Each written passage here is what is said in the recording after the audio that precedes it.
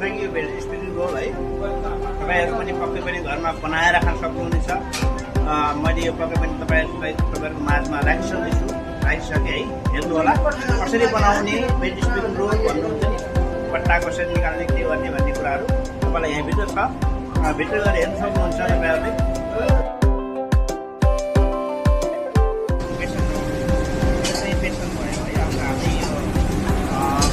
मैदाको पानी गराएको छ।